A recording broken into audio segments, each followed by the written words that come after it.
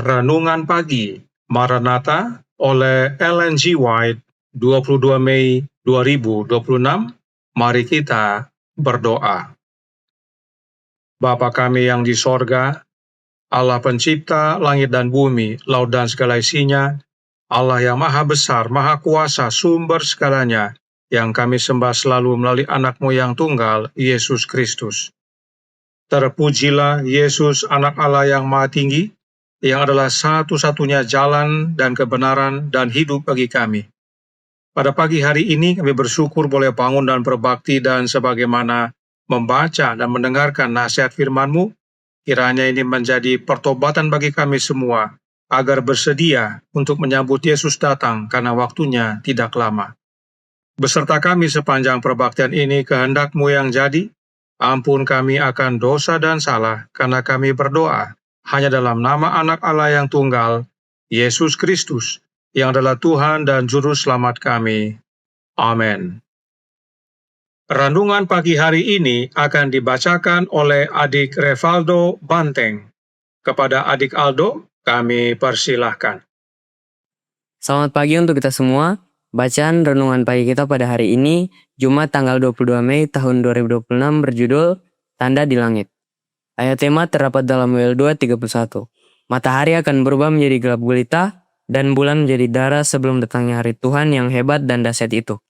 Dalam percakapan Yesus dengan murid-muridnya di Bukit Zaitun, setelah ia menggambarkan masa panjang penderitaan gereja 1260 tahun penganiayaan oleh kuasa kepausan yang ia janjikan akan dipersingkat.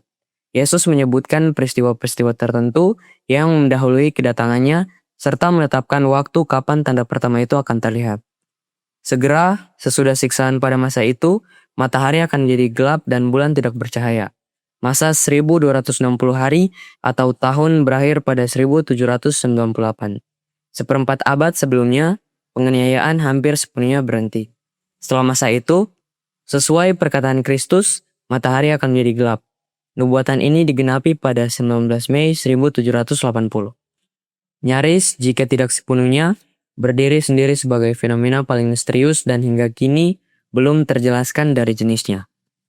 Adalah hari gelap 19 Mei 1780. Suatu penggelapan yang tak terhitung alasannya atas seluruh langit dan atmosfer yang terlihat di New England. R.M. Defense Our First Century, halaman 89. Kegelapan yang intens di siang hari itu diikuti 1 atau 2 jam sebelum malam oleh langit yang agak cerah dan matahari tampak meski masih tertutup kabut hitam yang berat. Setelah matahari terbenam, awan kembali menutupi langit dan kegelapan datang dengan cepat. Kegelapan malam itu tidak kalah aneh dan menakutkan dibandingkan siang harinya. Meskipun hampir bulan purnama, tidak ada benda yang terlihat kecuali dengan bantuan cahaya buatan. Isaiah Thomas, Massachusetts Spy or American Oracle of Liberty, volume 10, nomor 472, 25 Mei 1780. Deskripsi peristiwa ini, sebagaimana diberikan oleh saksi mata, hanyalah gema dari firman Tuhan yang dicatat oleh Nabi Yoel 2500 tahun sebelum penggenapannya. Matahari akan berubah menjadi gelap gulita, dan bulan menjadi darah sebelum datangnya hari Tuhan yang hebat dan dahsyat itu. Demikianlah bacaan renungan pagi kita pada hari ini. Terima kasih dan Tuhan Yesus memberkati. Terima kasih atas penatalenan adik Aldo. Tuhan Yesus memberkati. Selamat pagi saudaraku dalam Tuhan. Roh Nubuat berkata dalam The Great Controversy halaman 308 paragraf 1. Tanggal 19 Mei 1780 dicatat dalam sejarah sebagai hari gelap. Sejak zaman Musa, belum ada waktu kegelapan yang menyamai kepekatan, jangkauan, dan lamanya kegelapan ini yang pernah dicatat. Penjelasan mengenai kejadian ini yang diberikan oleh para saksi mata merupakan gema firman Tuhan yang dicatat oleh Nabi Yoel 2500 tahun sebelum kegenapannya. Matahari akan berubah menjadi gelap gulita dan bulan menjadi darah sebelum datangnya hari Tuhan. Yoel 2 ayat 31. Yang menarik adalah peristiwa matahari menjadi gelap berhubungan dengan pencurahan Roh Kudus. Perhatikan khotbah Petrus berikut ini yang terdapat dalam Kisah 2 ayat 17-20 yang berbunyi, "Akan terjadi pada hari-hari terakhir, demikianlah firman Allah, bahwa aku akan mencurahkan rohku ke atas semua manusia. Maka anak-anakmu laki-laki dan perempuan akan bernubuat, dan teruna-terunamu akan mendapat penglihatan-penglihatan, dan orang-orangmu yang tua akan mendapat mimpi. Juga ke atas hamba-hambaku laki-laki dan perempuan akan kucurahkan rohku pada hari-hari itu, dan mereka akan bernubuat. Dan aku akan mengadakan mujizat-mujizat di atas, di langit, dan tanda-tanda di bawah, di bumi, darah dan api, dan gumpalan-gumpalan asap. Matahari akan berubah menjadi gelap gulita, dan bulan menjadi darah sebelum datangnya hari Tuhan, hari yang besar dan mulia itu." Mengapa Petrus menyatakan tentang nubuat matahari jadi gelap dan bulan jadi darah, padahal belum digenapi? Yang baru digenapi pada saat itu hanyalah pencurahan Roh Kudus. Karenanya berikut penjelasan roh nubuat tentang ayat-ayat tersebut yang terdapat dalam Patriarchs and Prophets halaman 22 paragraf 2 yang berbunyi, "Jelas bahwa hanya bagian nubuat yang berkaitan dengan pencurahan Roh Kuduslah yang mulai digenapi pada hari itu. Karena tidak ada orang tua yang bermimpi di sana. Tidak ada pula pemuda dan gadis yang melihat penglihatan dan bernubuat. Dan tidak ada keajaiban berupa darah, api, dan tiang-tiang asap yang muncul pada waktu itu. Dan matahari tidak menjadi gelap, dan bulan tidak berubah menjadi darah pada waktu itu. Namun apa yang disaksikan di sana adalah penggenapan nubuat Yoel. Sama jelasnya bahwa bagian nubuat mengenai pencurahan Roh Kudus ini tidak habis dalam satu manifestasi itu saja, karena nubuat itu mencakup semua hari sejak saat itu hingga datangnya hari besar Tuhan. Artinya, kecurahan Roh Kudus masih dapat menjadi bagian kita. Terlebih kita membutuhkan kecurahan roh hujan akhir, sebab nubuat matahari menjadi gelap sudah terjadi. The Great Controversy halaman 308 paragraf 2 melanjutkan, Kristus telah menyuruh umatnya memperhatikan tanda-tanda kedatangannya dan bergembira sementara memandang tanda-tanda raja mereka yang datang itu. Apabila semuanya itu mulai terjadi, katanya, bangkitlah dan angkatlah mukamu, sebab penyelamatanmu sudah dekat. Ia menunjukkan pengikut-pengikutnya kepada pohon-pohon yang bertunas di musim semi dan berkata, apabila kamu melihat pohon-pohon itu sudah bertunas, kamu tahu dengan sendirinya bahwa musim panas sudah dekat. Demikian juga, jika kamu melihat hal-hal itu terjadi, ketahuilah bahwa kerajaan Allah sudah dekat. Lukas 21 ayat 28, 30, dan 31.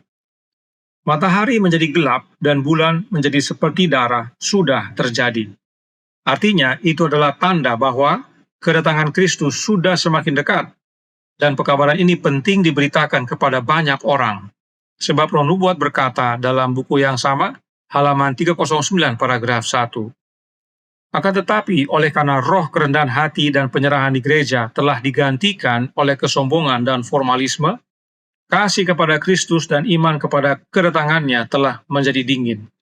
Karena asiknya dalam keduniawian dan kepelesiran, orang yang mengaku umat Allah telah dibutakan terhadap petunjuk juru selamat mengenai tanda-tanda kedatangannya.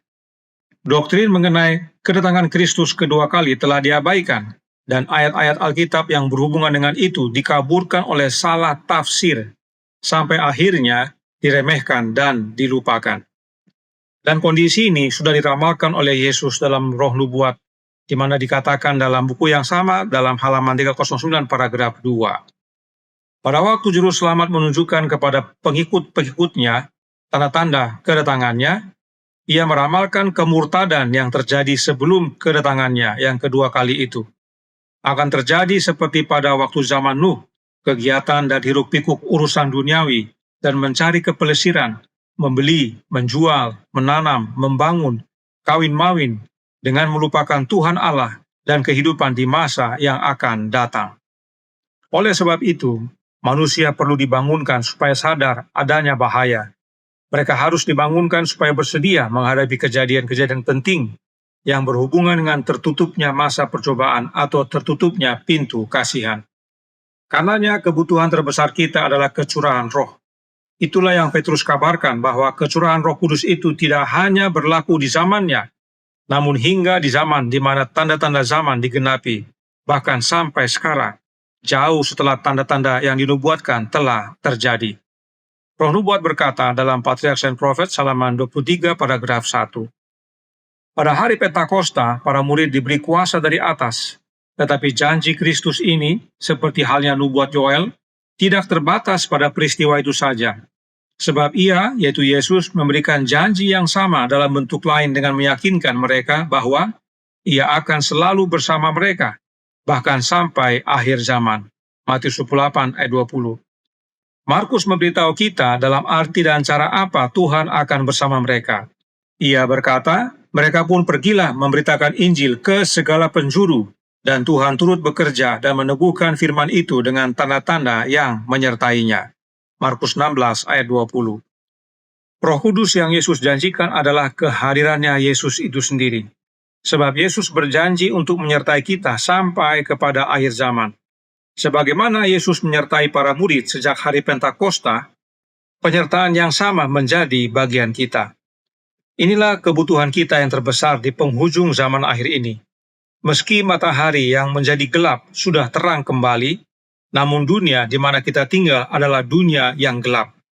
Oleh sebab itu, kehadiran Kristus dalam hidup kita menjadikan kita terang bagi dunia dan mengamarkan kepada banyak orang bahwa Yesus datang segera.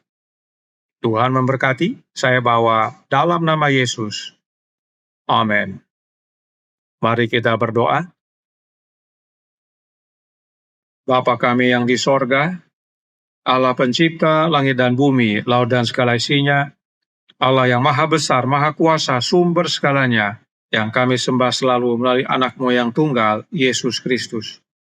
Terima kasih atas catatan sejarah yang kali ini berbicara tentang matahari menjadi gelap dan bulan menjadi darah. Karena itu semua untuk mengingatkan kami bahwa waktunya sudah semakin singkat. Meskipun terjadi puluhan tahun yang lalu, bahkan ratusan tahun yang lalu, tapi itu ingatkan kami bahwa Yesus datang segera. Dan kebutuhan kami sebagaimana yang Petrus kabarkan adalah kebutuhan akan kehadiran Kristus dalam hidup ini, yaitu oleh kehadiran Roh-Nya. Karenanya tolong kami ya Bapa, karuniakanlah roh anak-Mu dalam hidup ini, sebab hanya dengan kehadiran Kristus dalam hati kami, maka kami boleh berjaga, bersedia, dan bahkan bekerja, menjadi terang bagi banyak orang, mengingatkan mereka bahwa Yesus datang segera. Beserta kami sepanjang hari ini kehendak-Mu yang jadi, ampun kami akan dosa dan salah, karena kami berdoa hanya dalam nama Anak Allah yang tunggal, Yesus Kristus, yang adalah Tuhan dan Juru Selamat kami. Amin.